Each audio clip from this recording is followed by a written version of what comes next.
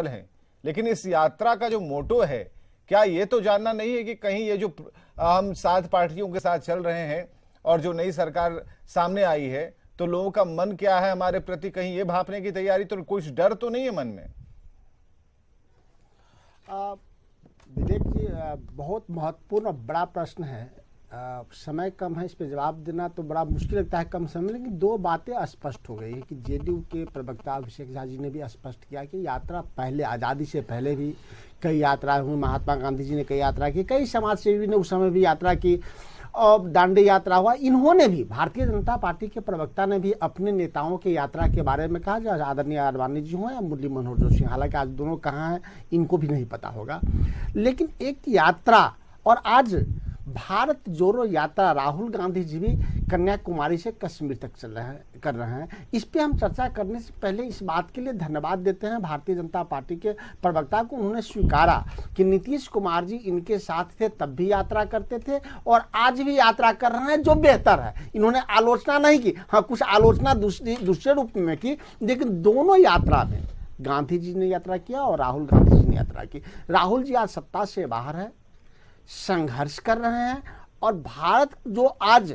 भारत नहीं विखंडित है, भारत के लोग विखंडित हैं, उनको एक करने के लिए भारत जोड़ो यात्रा पर निकले हैं और लाखों करोड़ों का हुजूम में बता रहा है कि भारत के लोग विखंडित हो गए थे जो एक जगह हो रहे हैं। लेकिन इन्होंने इस बात की जवाब नहीं दिया कि जिन उद्देश्यों के साथ इनके नेता आडवाणी जी और मुरली मनोहर जोशी जी यात्रा किए थे, वो आडवाणी जी आज कहाँ हैं, मुरली मनोहर जी नीतीश की यात्रा पर क्या कहेंगे? एक, मैं वही उसी पे आ रहा हूं।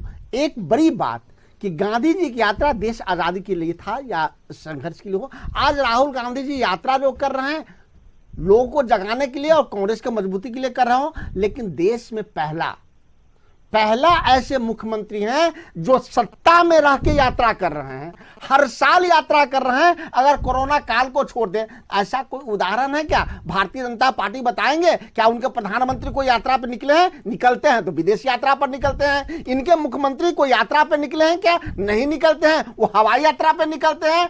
अगर कोई मुख्यमंत्री, कोई राज्य का मुख्यमंत्री, अगर इनके राज्य का भी मुख्यमंत्री जन संवाद के लिए यात्रा करते हैं तो अच्छी बात है, चूंकि वो बाय रोड जाते हैं, रास्ता समझ में आती है, वहां के लोगों को समझते हैं, वहां के समस्याओं को समझते हैं, वहां अपने विभागों की समीक्षा करते हैं, तो बहुत अच्छी बात है। थोड़ा ही भारतीय जनता पार्टी के प्रवक्ता गर्व के साथ इस बात को कह पाते कि उनके प्रधानमंत्री भी यात्रा पे निकलेंगे, नहीं कह पाएंगे। उनके कई राज्यों में सरकार है, डंके के चोट पे कहते हैं, कई सालों से गुजरात में सरकार है, कभी यात्रा पे निकले हैं क्या? नहीं निकल सकते हैं, वो तो महामारी की तरह घर में बैठे रहते हैं। अरे थोड़ा जन संवाद कीजिए, मुख्यमंत्री को कहिए, तब समझ में आएगा कि राज्य की स्थिति क्या है, जनता की स्थिति क्या है।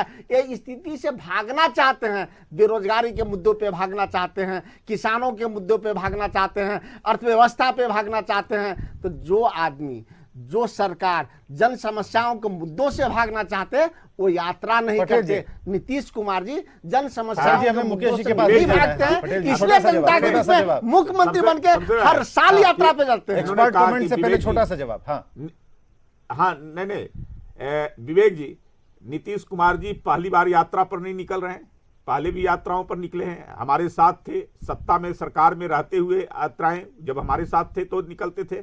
इनके जो नेता हैं जो यात्रा पर कर रहे हैं, और जो उद्देश्य उन्होंने कहा क्या, भारत जोड़ो यात्रा, और उन्होंने क्या कहा, मोहब्बत का पैगाम लेकर कर क्या राहुल गांधी पर एक चैप्टर और मोहब्बत का पैगाम लेकर देश में लगाने वाले राहुल गांधी के साथ चलकर बता दिया कि भारत जोड़ने की जरूरत है, इसलिए भारत जोड़ो यात्रा इसका उचित नाम है। आप देख रहे हैं कन्याकुमारी हमारे साथ है मुकेश जी।